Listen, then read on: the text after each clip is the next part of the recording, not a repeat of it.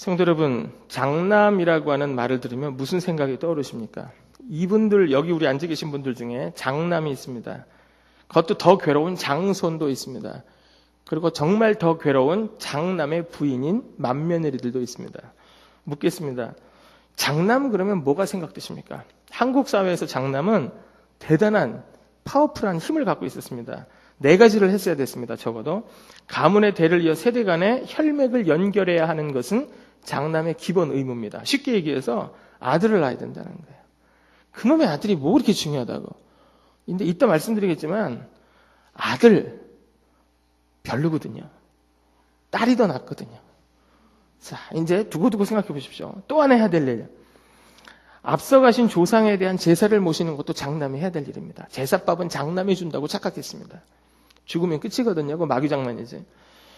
또 하나, 형제 자매들이 많아도 부모님을 봉양할 책임도 장남에게 있었습니다. 마지막, 집안의 경조사도 다 장남이 챙겨야 되는 겁니다. 그러니까 차남이나 딸들에게는 재산을 안 줘도 장남에게는 물려주는 거예요. 머리가 나빠요. 얘는 공부 못해요. 그래도 장남은 교육시켜요.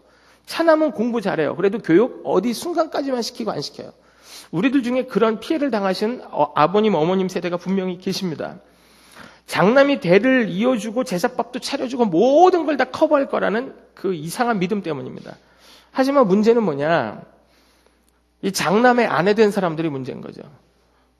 나는 장남의 아내 되고 싶지 않았는데 죄목은 뭘까요? 사랑이 죄인 겁니다. 내가 사랑했는데 하필이면 이 남자가 뭐예요? 장남이에요. 어느 유명한 부흥 강사 목사님이 계셨습니다. 이분은 얼마나 예언 기도가 정확했는지 예배가 끝마치면 사람들이 줄을 섰대요. 자식들을 데리고 서는 거예요. 안수기도만 하면 그냥 막 응답이 쏟아지는 거예요. 그런데 옆 교회에 있는 권사님이 소문을 들었어요. 그리고 자기 딸을 데리고 왔는데 와봤자 차례도 안 갈 것 같고 남의 교회 가기 미안하니까 예배드리기 40분 전에 쳐들어갔습니다. 그리고 강사 목사님 만나겠다고 담임 목사님실을 막 갔어요. 따님을 데리고 오니까 눈치를 채신 거죠. 아하, 관연한 딸을 데리고 왔다? 아, 분명히 뭐가 문제가 있구나. 결혼 문제구나. 권사님, 뭐 때문에 오셨습니까? 목사님, 제 딸에게 한 가지 문제가 있습니다. 뭐냐고. 너무 사람이 괜찮아서 결혼만 시작하려고 결혼 얘기를 꺼내고 나중에 호구조사를 들어가면 다 장남이라는 거예요. 그러니까 이 권사님의 최대 희망, 돈은 좀 없어도 내가 돈을 떼어줄 테니까 제발 장남만 아니면 된다고. 그거 기도해달라는 거예요. 목사님이 가만히 계시더니 알았다고 기도하자고. 기도를 간절히 하시더랍니다. 그러더니 그 어머님이 아니라 따님한테 한마디 했어요. 자매님, 내 말 잘 들으세요. 그랬더니 이 자매가 이 목사님이 대단한 사람인 걸 알고 눈이 땡그래서 얘기를 들었어요. 뭐라 그랬을까요? 자매님, 다음에 결혼해서 장남 낳지 마세요. 그랬대요. 못 알아들으시는 분은 형광등이죠. 뭐 낳지 말란 소리입니까? 아들 낳지 말란 소리죠. 그 시대 아들 낳지 말라 이 소리는 죽으란 소리인 거죠. 그랬더니 그 어머님 되는 권사님이 거의 90도 각도로 인사를 하고 나가셨대요. 잘못한 걸 깨닫고. 사실 우리 성도님들 중에 원하지도 않았는데 장남이 되어버린 분도 계시고 원하지 않았는데 맏며느리 되신 분도 있어요. 요즘은 많이 낳아도 한둘 낳고 1명, 2명 낳고 말기 때문에 내 아이들 세대에서 원치 아니하는 장남 되고 원치 아니하는 맏며느리 될 사람들이 이 중에 허다합니다. 그나마 다행인 것은 한국 사회가 이 장남에 대한 생각도 많이 바뀌고 또 자식들에 대한 개념이 많이 바뀌어서 조금 장남의 권한이 약화되었긴 하지만 장남으로서 갖는 부담감은 아직도 여전합니다. 그렇다면 중요한 것은 성경이죠. 과연 성경은 오늘날 우리에게 망고불변의 진리인 이 성경은 장남이라는 것을 뭐라고 평가하고 있을까요? 성경은 우리에게 장남이 갖는 권한을 뭐라고 말할까요? 오늘 이런 부분을 같이 살펴보고 장자에 관한 하나님의 말씀하심, 오늘 현대를 살아가는 우리들이 어떻게 살아야 하는가라는 것을 오늘 생각해 보려고 합니다. 먼저 첫째, 장자의 위치와 권한에 대해 살펴보겠습니다. 성경은 장자의 위치를 보통 기력의 시작으로 표현하고 하나님의 축복의 상징이라고, 내가 갖고 싶다고 가질 수 있는 것도 아니고 가지기 싫다고 던져버릴 수 있는 것도 아니라고 얘기합니다. 장자권은 대단한 힘을 상징합니다. 기력의 시작이라는 거예요. 자, 뒤로 잠깐 넘어갑니다. 창세기 49장을 손으로 펴십시오. 창세기 49장. 자, 우리 한번 3절. 우리 한번 다 같이 읽을까요? 3절, 루벤아, 시작. 루벤아, 너는 내 장자요, 내 능력이요, 내 기력의 시작이라. 위풍이 월등하고 권능이 탁월하도다 마는. 잘 보세요. 루벤아, 너는 내 장자요, 내 능력이요, 내 뭐의 시작이다? 기력의 시작이다. 이 얘기는 뭡니까? 장자는 하나님이 주시는 어떤 기력적인 의미가 있다는 거예요. 중요한 거죠. 그런데 성경을 쭉 연구해 보면 이러한 장자들에게는 두 가지 권한이 있습니다. 하나는 제사권이고 축복권이에요. 제사권, 축복권 같이 합니다. 시작. 제사권, 축복권. 제사권은 뭘까요? 레위 대제사장 제도가 생기기 전에, 레위 지파에 의한 제사 제도가 생기기 전에 제사, 즉 예배를 드릴 수 있는 권한을 가장이 갖는다는 겁니다. 그런데 가장이 돌아가셨어요. 그럼 누가 그걸 이어받는 거예요? 장남이 이어받는 겁니다. 만약에 딸밖에 없다. 그럼 누가 이어받아요? 아내가 이어받아요. 그런 경향이 있어요. 성경을 통해 보면. 그러니까 제사권은 예배 드릴 수 있는 권한, 제주가 된다는 거죠. 또 하나는 축복권입니다. 말 그대로 축복을 빌어주는 권한. 그대로 복이 이루어지는 축복권은 정말 엄청난 것이었거든요. 실제로 이삭의 쌍둥이 아들들이었던 에서와 야곱의 기막힌 역사는 이 장자권 쟁탈권에서 시작됩니다. 어머니 리브가의 모태에서부터 선두 경쟁이 벌어지는데 우리가 창세기를 자세히 보시면 이 이삭이 리브가와 결혼을 했을 때 리브가의 태중에 있는 두 아이들에 대해서 하나님이 말씀하세요. 내 태중에 누가 있다? 두 민족이 있구나. 큰 자가 누굴 섬길 것이다? 어린 자를 섬기리라. 그런데 이게 편의 기질을 비롯한 여러 가지 현상들 때문에 단 한 가지 문제 때문이 아니라 아버지였던 이삭이 누구에게 장자권을 넘기려고 그래요? 에서에게. 이때 어머니하고 둘째, 쌍둥이 동생이었던 야곱이 공모를 해가지고 형을 속여 먹잖아요. 아버지도 속이고. 그 전에 물론 팥죽과 떡을 먹고 에서는 야곱에게 뭘 팔아넘깁니까? 장자권을 팔아넘긴 일이 있었습니다. 최악의 실수인 거죠.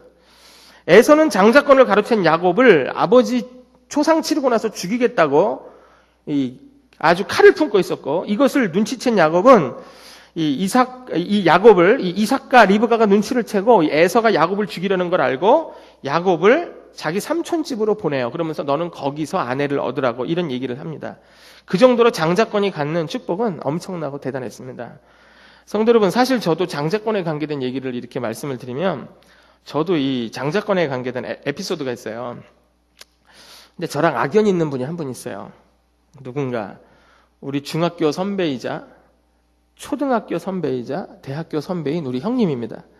뺑뺑이를 돌리니까 우리 형님은 고등학교는 저랑 다르게 갔는데 근데 우리 형님은 지금 괌에서 목회하시거든요. 근데 우리 형은 참 이상한 게 있어요. 요즘은 안 그래요. 난 하나님 은혜가 감사해요. 어떻게 그렇게 바뀌었는지 모르겠는데 밥을 다 차려놓고 엄마가 와서 일로 와. 그리고 상부자기 탁 열고 뚜껑 열어주고 밥 먹어. 이래야지 먹는 사람이에요. 아니 왜 자기 손으로 왜 밥을 못 차려 먹습니까? 이상한 거죠. 결혼해서도 한 10년은 그런 것 같아요. 나 그래서 우리 형수를 생각하면 아유 참 안 됐다. 우리 형을 만났냐? 내 속으로 그런 생각을 하거든요. 그때까지만 해도. 요즘은 뭐 아이고 둘이 잘 만났다. 물론 이러지만. 그런데 제가 우리 형 때문에 얼마나 괴로웠는지 아세요? 왜 애들이 학교 갔다가 돌아올 때 되면은 지금도 보면 떡볶이, 오뎅, 순대, 피자집에 다 애들이 바글바글해요. 한창 먹을 때입니다. 여자애들이 안 먹어요? 천만에 더 먹어요. 그러니까 엄마들이 여자애들 많이 먹는다 그러지 마요. 당신도 많이 먹으면서 왜 딸들만 가지고 뭐라 그래? 똑같이 잘 먹지. 엄마들 잘 먹어요. 엄마들 못 먹는 줄 알았어요. 나중에 보니까 아빠 출근하고 나면 남은 거 다 비벼서 먹고 주무시다 아빠한테 걸려가지고 아빠들이 놀랐다 하더라 뭐 이런 거 얘기 많이 제가 듣거든요. 그런데 우리 형님이 제가 학교 갔다 와서 라면만 끓여놓으면 자기가 와서 가로채고 먹는 거예요. 이게 하루 한 틀 계속 되니까 제가 너무 얄미워가지고 한 30분 뒤에 라면을 끓여봤어요. 어떻게 되나. 세상에 30분 뒤에 옵니다. 어릴 때 생각했어요. 우리 형은 예언의 은사가 있다. 한 번 더 테스트하자. 15분 빨리 끓였어요. 먼저 옵니다. 도저히 안 되겠는 겁니다. 고맙다 한마디만 하고 막 자기가 먹는 거예요. 그러다 어느 날 사실 제가 A형이고 말이 별로 없거든요. 안 믿기시죠? 속으로 못 믿어. 이런 얼굴로 보시는데 도저히 안 되겠는 거예요. 내가 이걸 뭔가 내 고리를 끊어야 내가 내 라면을 마음껏 먹을 수 있겠는 거예요. 안 되겠어요. 그래서 제가 한 번은 라면을 착 끓여놨어요. 어디 보자. 아니나 달라. 끓이자마자 또 등장했어요. 먹으려고 고맙다고 먹으려고 딱 하는 순간에 가방도 안 내려놓고 먹으려는 순간에 제가 우리 형을 불렀어요. 형. 그랬더니 왜 그러냐. 나 할 말 있다고. 뭐냐고. 내가 라면 줄 테니까 나한테 장자권 팔을래? 그랬어요. 그 말 한마디에 우리 형이 갑자기 멍 때린 것처럼 멍해지는 거예요. 망치로 맞은 것 같아요. 그러다가 모자를 확 집어던지고 그때 교복 입었잖아요. 그때 뭐 자력습 이런 게 없으니까 집에 서로 빨리 왔죠. 가방을 확 집어던지더니 에이! 안 먹어, 너 다 먹어. 그러고 나가는 거예요. 할렐루야. 그때부터 저는 라면을 내 마음대로 먹었습니다. 이런 말씀을 들으면 사람들은 그래요. 어머, 어릴 때부터 영특하셨네. 그게 아니고 나 라면 뺏기지 않으려고. 그 라면이 뭔지. 여러분, 근데 우리 형님은 알았던 거예요. 뭘 알았는가 하면요. 장자권을 말로라도 사고 팔고 절대 해서는 된다 안 된다? 안 된다. 이걸 알았던 것입니다. 성도 여러분, 장자권은 누가 주시는 것이다? 하나님이 주시는 것이다. 중요한 것이라는 것입니다.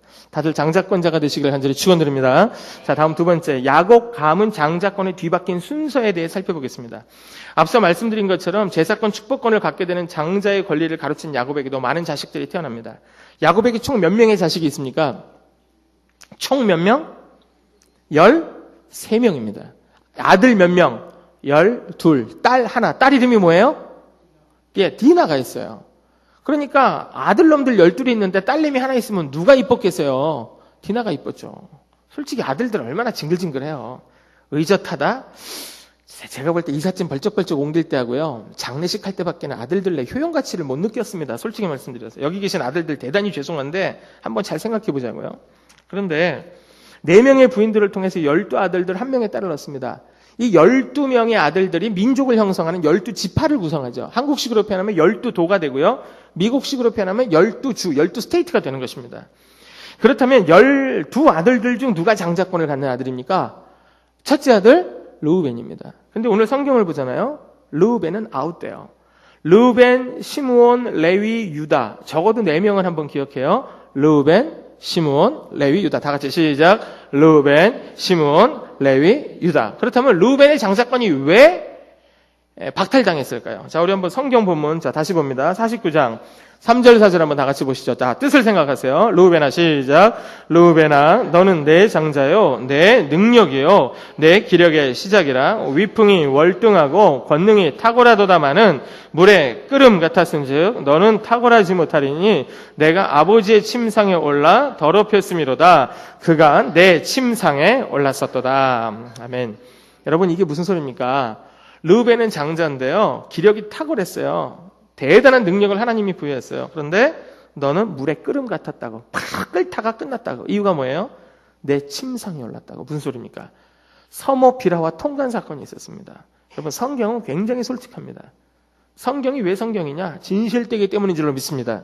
역사의 기록이고 하나님의 정밀한 말씀이고 현재 창세기 49장은 야곱의 유언인데 야곱의 유언이 12지파에 대해 축복만 하고 있다라고 말하는 주석가들도 있지만 저는 그렇게 생각하지 않아요. 이건 저주예요. 이건 저주예요. 넌 탁월하지 못해. 이유는 내 침상에 올랐어. 서모 비라 계모님이지만 어머님이잖아요. 근데 둘이 나이 차이가 얼마 안 났던 것 같아요. 야곱이 나이가 많이 늙었어요. 르우벤은 또 혈기왕성해요. 욕정을 못 참고 일을 벌였어요. 하나님이 제거시키셨어요. 여기서 우리는 한 가지 봅니다. 장자권은 육신적인 순서다? 아니라는 겁니다. 영원히 변하지 않는다? 아니요, 변합니다. 또 묻겠습니다. 여자는 받을 수 없다? 아니요, 사사드보라가 있습니다.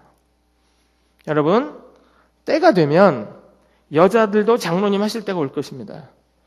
저는 분명히 그럴 때가 올 거라고 생각합니다. 우리 교단도 언젠가는 그런 부분을 좀 개혁할 수 있겠죠. 여러분 잘 생각하세요. 장자권은 결코 한정적이지 않습니다.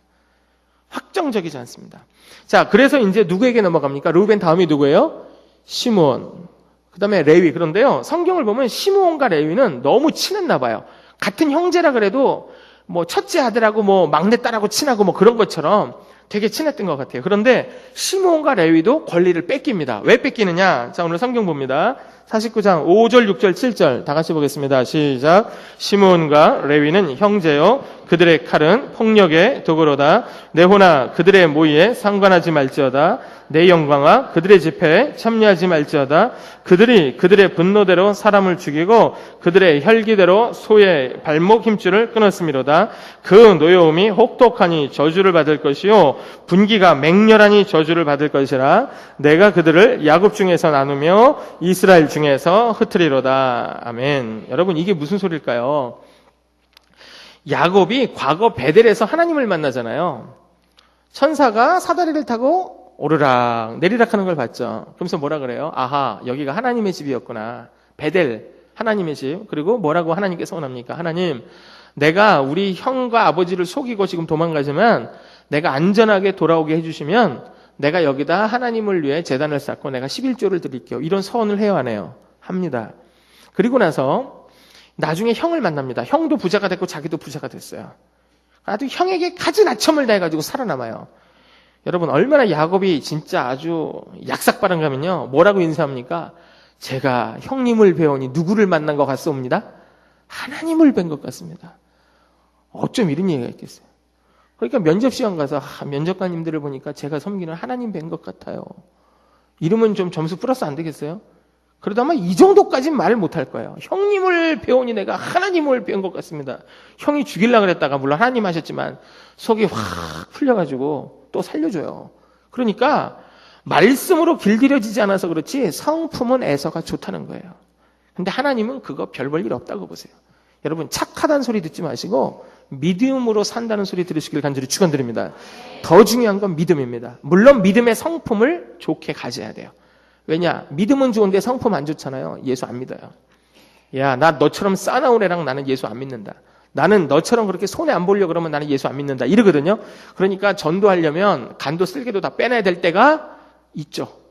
그거 감안하면서 예수 잘 믿으시면 되는데, 시몬과 레위가 어떤 일을 했는가 하면 야곱이 분명 하나님께 서원을 했어요. 그리고 형과의 만남에서 하나님이 살려주셨어요. 그러면 다시 돌아와서 어디로 가야 됩니까? 베델로 가야 됩니다. 근데 베델은 허허벌판입니다. 쉽게 말하면 도시가 형성되어 있지 않습니다. 저기서 뭐 해 먹고 살아?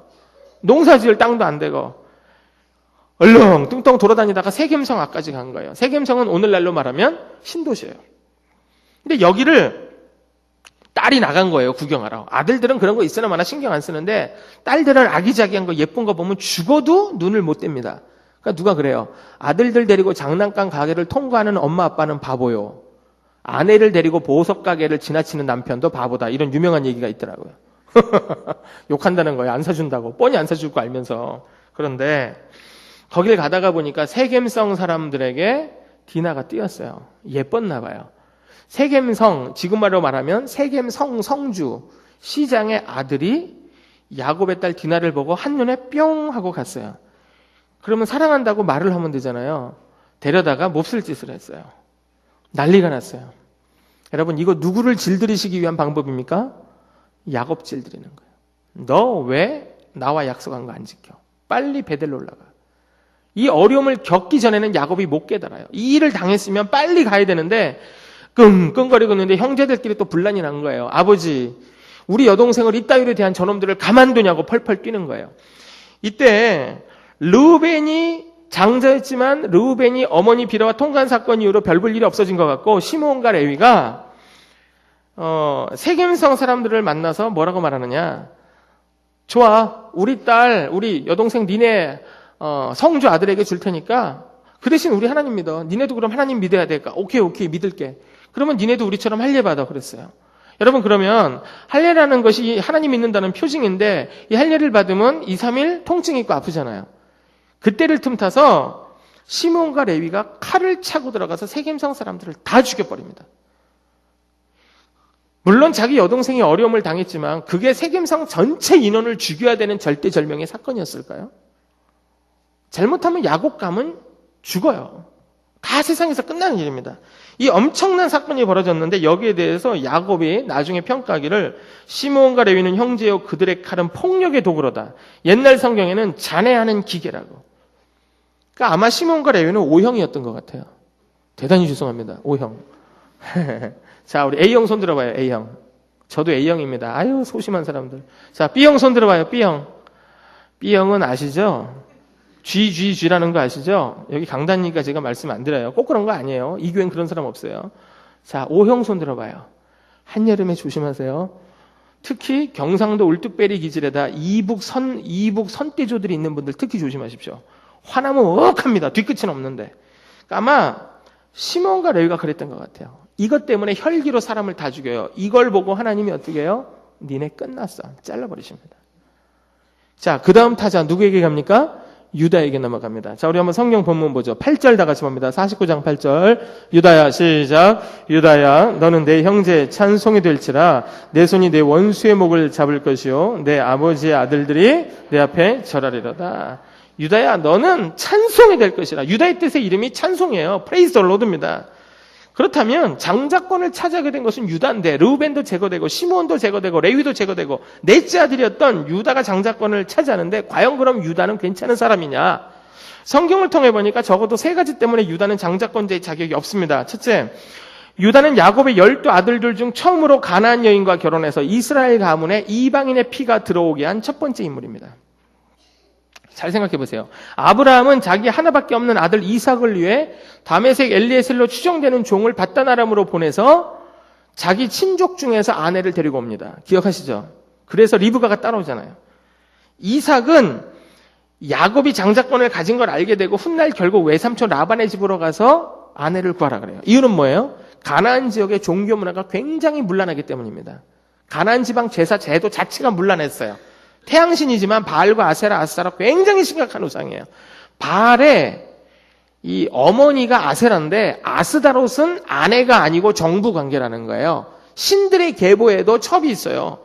이런 종교가 가나안 종교예요. 이 얘기를 하면 한두 컷 떴기 때문에 제가 안 할게요.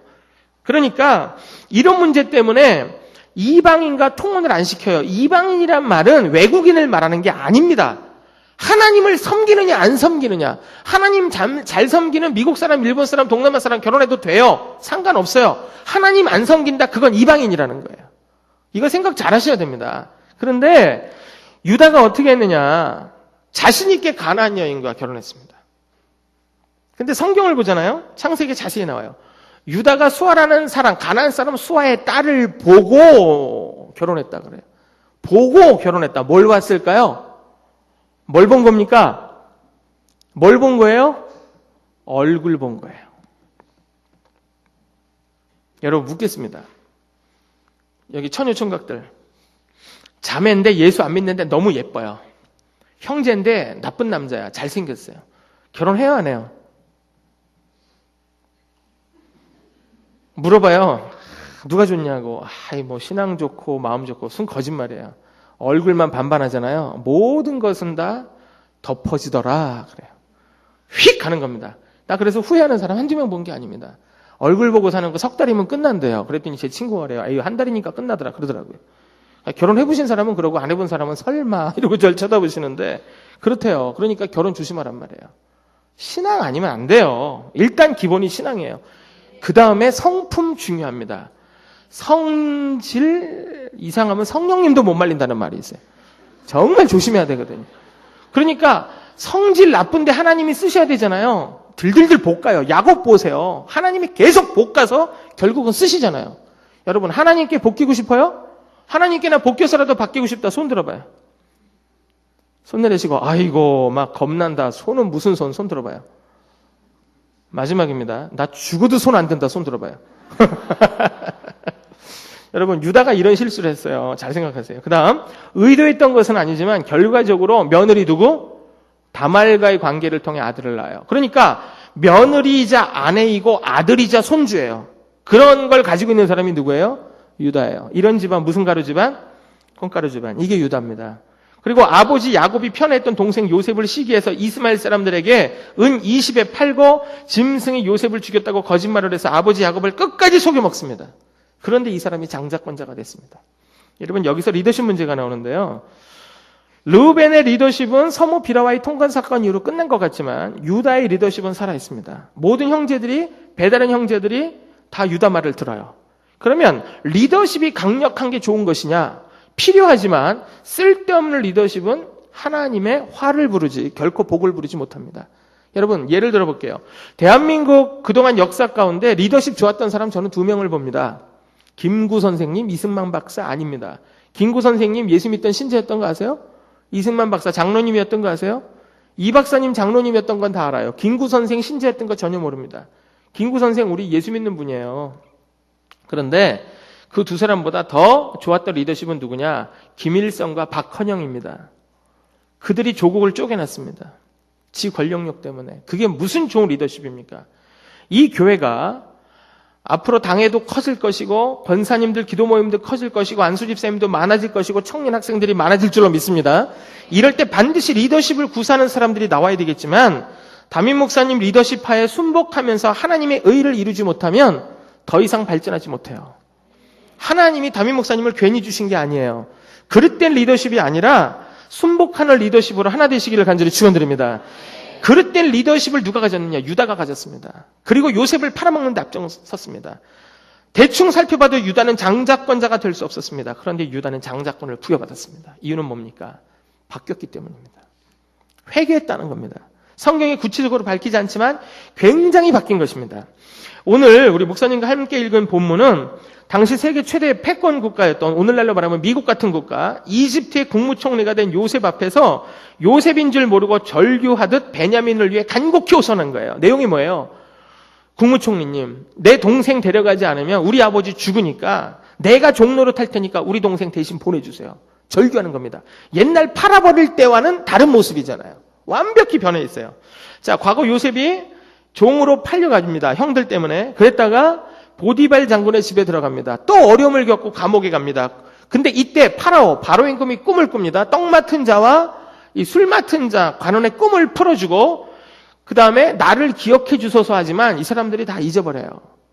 물론 떡 맡은 자는 사형당했고 시간이 지났습니다. 술 맡은 자가 요셉 이야기를 바로에게 하면서 임금님 그는 꿈을 풀어줍니다. 그래서 바로 앞에 서죠. 바로가 꾼 꿈을 풀었습니다. 7년 동안 풍년이었습니다. 7년 이어서 가뭄이 시작됐습니다. 식량이 떨어졌습니다. 이 고대 근동 지역의 전체가 다 기근 때문에 아사될 지경에 처했습니다. 야곱이 아들들을 불렀습니다. 얘들아, 이집트에 식량이 있단다. 가서 사와라. 예, 동생들을 다 데려가는데 아버지가 요셉의 친동생 라헬의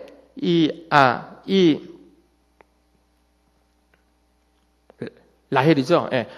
레이첼, 라헬의 아들이었던 요셉과 베냐민 중에 이제 요셉은 죽은 줄을 알고 있고 베냐민 하나를 또 편애하면서 사는 거예요. 그 편애 기질이 바뀌질 않아요. 동생들 다 보냈어요. 그 형들 다 보냈어요. 형들이 딱 갔어요. 총 10명이 갔습니다. 요셉이 대판 알아봤습니다. 근데 동생들은 자기 동생 요셉이 국무총리인 걸 몰라요. 감히 우러러도 못 봐요. 식량을 다 채워줬어요. 그리고 나서 말을 해가지고 아버지가 살아계시다는 것을 보고 자기의 진짜 친동생 누구? 베냐민이 살아있다는 걸 확인합니다. 그 다음 사건을 벌여서 시므온을 결박해두고 나머지를 다 돌려보내죠. 그리고 나서 말합니다. 니네 동생 데려오지 않으면 다음번에 식량 안 줘. 자, 이제 또 문제가 생깁니다. 아버지가 못 보낸다는 거예요. 요셉도 없어졌고 시므온도 불모로 잡혀있는데 내가 베냐민까지 보내면 나 죽는다. 이때 이 요셉이 결국은 이집트를 향해 식량을 사러 온 사람들에게 진짜 식량을 가득가득 채워주고 자기가 점칠 때 쓴다고 하는 은잔을 누구의 식량에다 집어넣어요? 베냐민에게 쏙 넣어요. 그래서 식량 다 풀어봐. 니네 훔쳐갔어. 그래서 다 풀어가지고 짜고 치는 수사를 한 거죠. 베냐민을 딱 잡아둔 거예요. 니네 다 가. 얘는 내 종이 돼야 돼. 성도 여러분, 오늘의 본문 말씀을 자세히 보십시오. 동생 베냐민을 위해 요셉에게 애걸복걸하고 있는 유다는 과거 형제들을 선동해서 요셉을 팔아버릴 때와는 전혀 다른 사람으로 변해 있었습니다. 자신만을 위해 이기적이었던 사람이 아버지 야곱은 물론 배다른 동생 베냐민까지도 지키려고 자기 자신을 희생하기까지 했습니다. 왜 이렇게 변했을까요? 요셉을 이스마엘 사람들에게 팔아넘긴 후 아버지 야곱이 너무너무 애통을 하는 거예요. 평생 회개한 거죠.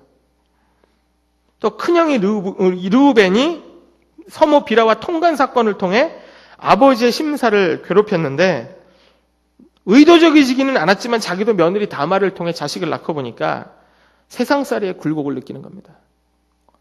내가 아버지고 그랬지만 내가 아버지와 다를 바가 뭐가 있나. 난 더한데. 그리고 아버지 야곱이 총애했던 요셉을 팔아넘기고 나서 자기도 평생 좋지 않은 거예요. 제 생각에 유다는 소화불량에 걸렸을 확률이 큽니다. 평생. 위험, 위궤양 증세가 있었을 거예요. 쌀도 별로 못 쪘을 거예요. 성도 여러분, 야곱의 아들들 장자권이 뒤바뀐 것은 바로 유다의 태도 때문입니다. 바꿔야 합니다. 우리가 하나님 앞에 바르지 못한 것, 축복의 도구가 될 만한 것이 잘려지는 것, 복을 받을 만하면 문제가 터지는 것, 이런 것들을 놓고 하나님이 나를 이런 방법 저런 방법으로 치시기도 하고 달래시기도 할 때 하나님 앞에 확실히 바꾸시기를 간절히 축원드립니다. 누구나 실수할 수 있습니다. 그러나 실수가 문제가 아니라 실수한 뒤 삶의 진정한 회개의 동반입니다. 예수 그리스도의 피로 구원받은 우리가 삶의 행동을 동원하고 변화시켜서 반드시 장자권자들이 되시기를 주 이름으로 간절히 축원드립니다. 마지막 세 번째입니다. 장자권의 이동을 통해 하나님이 현대 우리들에게 무슨 말씀을 하시는가? 대부분의 사람들은 이기적입니다. 누구보다 편안하고 안락하게 살고 부와 명예를 누리고 싶어 합니다. 찬물에 손 안 넣으려고 합니다. 책임질 일 안 하겠다는 겁니다. 그러나 유다는 책임질 각오로 국무총리를 향해 애원했습니다. 성도 여러분, 누가 장자입니까? 누가 장자의 자격이 있습니까? 장자는 누구냐? 책임지는 자인 줄로 믿습니다. 장자권은 누구에게 있다? 책임지는 자에게 있다. 동생 책임지겠다는 거 아니에요. 아버지 때문에 아버지 책임지겠다는 거 아니에요. 내 형제자매 내 혈족 책임지겠다는 거 아니에요. 이 사람이 장자라는 거예요. 르우벤을 잘 보세요. 아버지가 베냐민 못 데려간다고 펄펄 뛰니까 르우벤이 이때 장남이라고 또 나서요. 그러면서 이렇게 말해요. 아버지, 만약 내가 내 동생 베냐민 못 데리고 오면은요, 여기 남아있는 내 두 아들 죽이세요. 그래요. 여러분, 어느 할아버지가 자기 아들 안 데려왔다고 손주 죽입니까? 야, 차라리 아들을 죽이고 내가 손주를 살리지. 이게 할아버지들 마음이에요. 할아버지 할머니가. 왜 그렇잖아요. 우리 어머님 아버님들. 아들 며느리 꼴보기 싫어 죽겠는데 손자 손녀 이뻐 죽겠잖아요. 그래서 서로 그러잖아요. 참 희한하다. 애비애미는 꼴도 보기 싫어 죽겠는데 저놈의 새끼들은 왜 저리 이쁘노 이러잖아요. 안 그래요? 웃는 분들은 다 전과가 있어요. 속으로 어떻게 알았어. 그렇지만 여러분, 이 유다를 한번 보세요. 아버지, 만약 베냐민을 제가 못 데리고 오면은요, 제가 영원히 아버지 앞에 죄인으로 살게요. 말이 틀려요. 책임지는 사람은 말이 틀려요. 허풍은 누가 못 칩니까? 요셉 국무총리 앞에서도 책임을 지랬는지 아닌지는 확연하게 구별됐습니다. 유다가 나서서 국무총리 요셉에게 유다 자신을 종으로 삼으시고 동생 베냐민을 보내주십시오. 애걸복걸할 때 르우벤, 내 아들을 죽이세요 했던 르우벤 입 다물고 가만히 있습니다. 칼 들고 설쳤던 이 시몬과 레위, 칼이라도 들고 네가 국무총리면 다야. 내 동생 되나 이래야 될 거 아니에요. 가만히 있어요. 이유는 뭡니까? 말 잘못했다 죽을까 봐.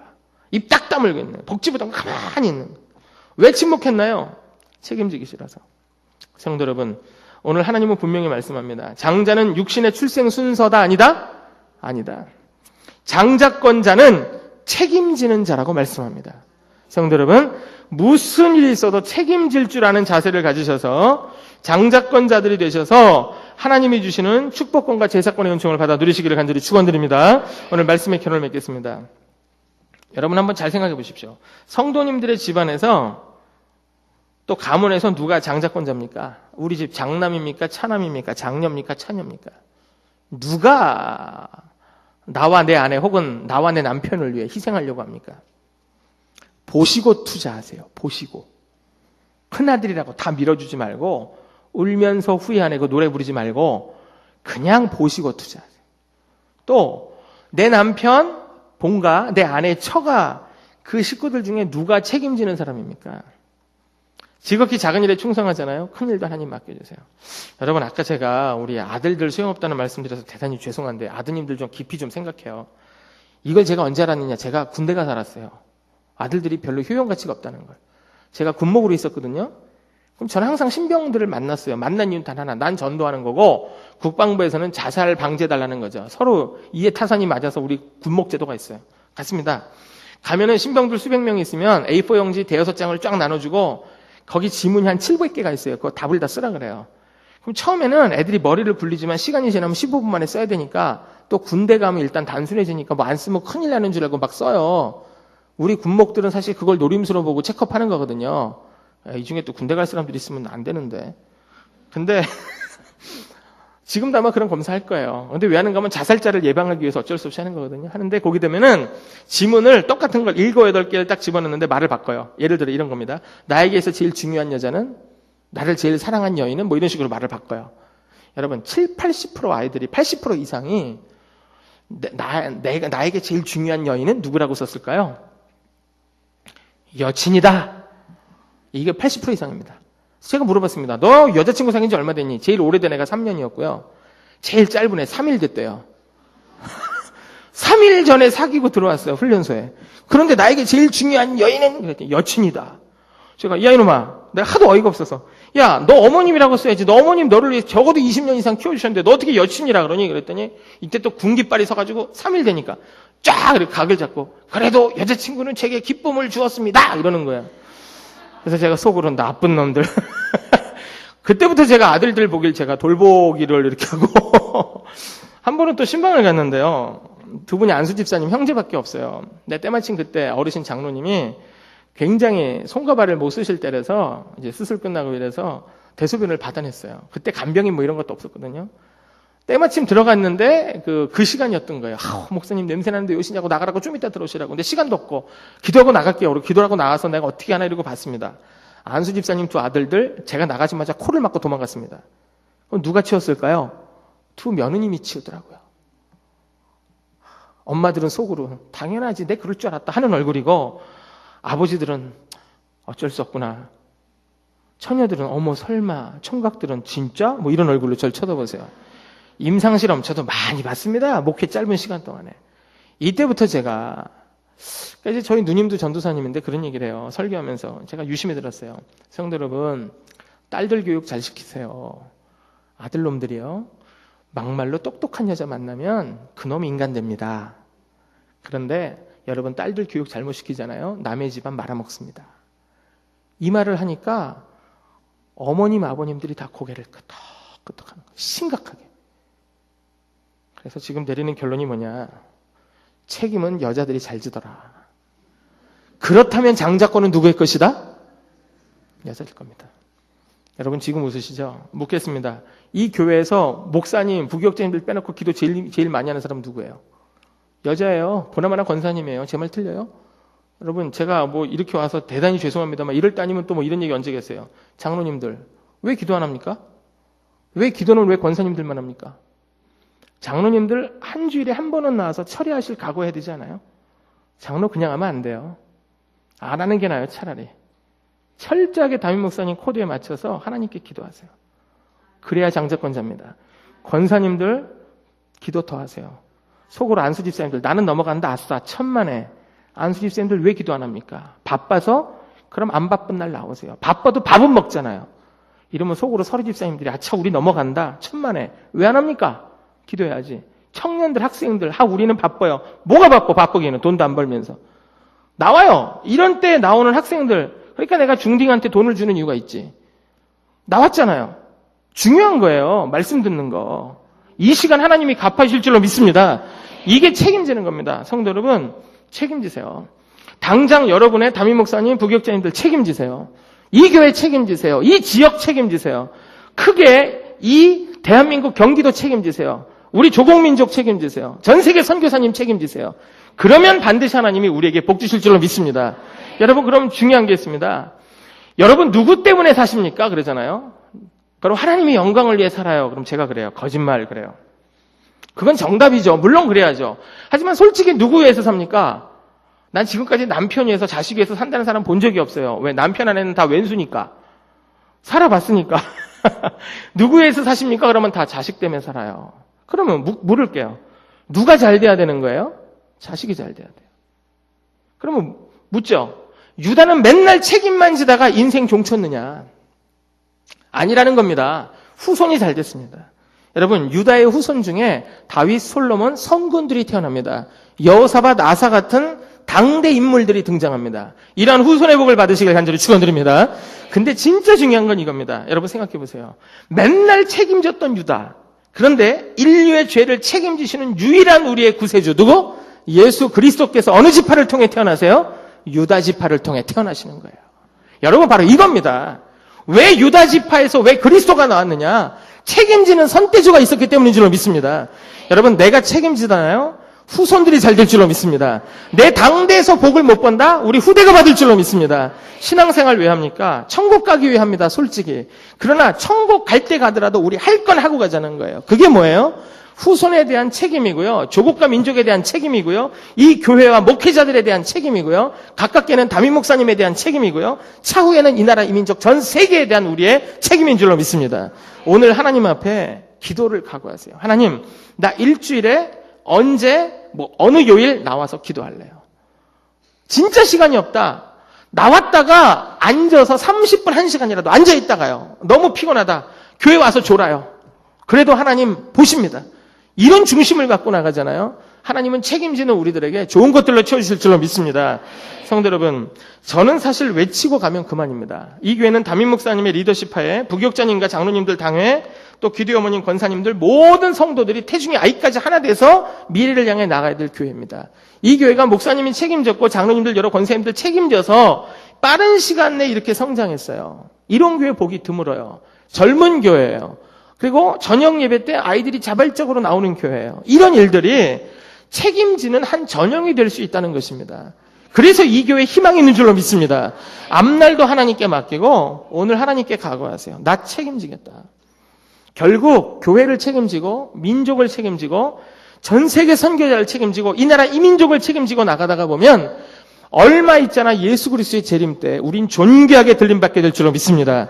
이 믿음을 견지하셔서 반드시 책임지셔서 그러나 그로 말미암아 제사권 축복권을 누리는 장자권자들이 다 되셔서 하나님 앞에 존귀하게 쓰임받는 우리 개인, 우리 후손, 이 교회, 우리 조국 민족 다 되시기를 우리 존귀하신 주 예수 그리스도의 이름으로 간절히 축원드립니다. 사랑의 하나님, 짧은 시간이지만 장자권의 유무가 무엇에 의해 갈리는지 남녀노소 빈부귀천을 물어나고 책임지는 자만이 받는 것임을 우리가 기억합니다.